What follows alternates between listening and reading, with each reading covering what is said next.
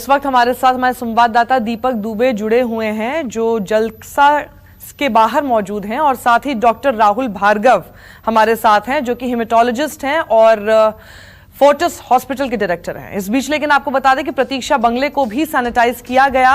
BMC कर्मचारियों की 12 लोगों की टीम आई थी। अमिताभ का ये सबसे पुराना बंगला है, तो जलसा को तो सैनिटाइज किया ही गया है, इसके अलावा प्रतीक्षा को भी सैनिटाइज किया गया है। उनके तीनों ही घरों को सैनिटाइज किया जा रहा है। बीएमसी के 12 लोगों की एक पूरी टीम आई थी, इस घर को सैनिटाइज करने में लगी हुई है।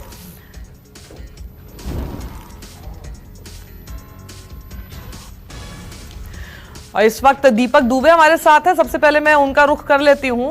दीपक, अगर ये प्रतीक्षा में अब सैनिटाइजेशन हो रहा है तो क्या हम मानकर चले कि जलसा का सैनिटाइजेशन पूरा हो चुका है, या दोनों ही घरों में एक साथ चल रहा है ये काम?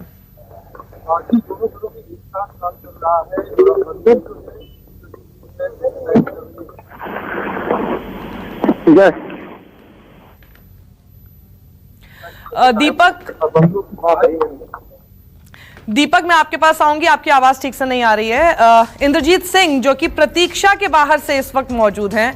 इंद्रजीत सिंह, कितनी देर पहले वहां पर बीएमसी की पूरी टीम पहुंची है? क्या बताया जा रहा है, कितना समय लगेगा सैनिटाइजेशन के पूरे प्रोसेस में?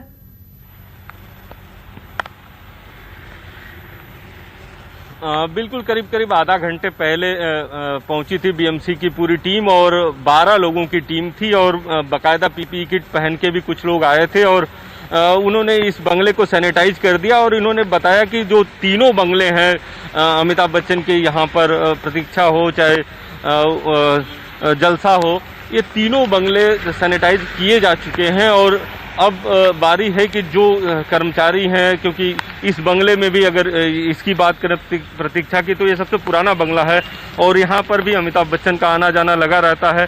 तो यहाँ के भी कर्मचारियों का एंटीजन टेस्ट कम से कम किया जाएगा और तुरंत पता किया जाएगा कि क्या इसमें से कोई पॉजिटिव है या नहीं है, क्योंकि परिवार का लगभग तीनों बंगले में आना जाना लगा रहता है, और ये चूंकि सबसे पुराना बंगला है तो यहाँ पर काफ़ी आना जाना लगा रहता है। तो ऐसे में यहाँ के कर्मचारियों की भी जांच की जाएगी कि क्या ये इसमें से कोई कोरोना पॉजिटिव तो नहीं है, इसलिए इनका एंटीजन टेस्ट किया जा रहा है।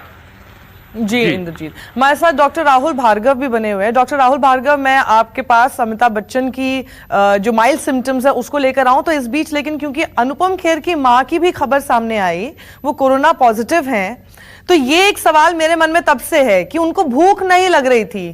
क्या ये भी एक सिम्टम है? क्योंकि स्वाद नहीं आता है, टेस्ट नहीं आता है खाने में, ये तो पता था। देखिए, जो भूख नहीं लगना उसके बहुत सारे कारण हो सकते हैं। उस समय क्या उनको लो ग्रेड फीवर था, या माइल्ड हरारत वाले सिम्टम्स थे, बॉडी पेन था जिसके लिए वो दवाइयां ले रही थी।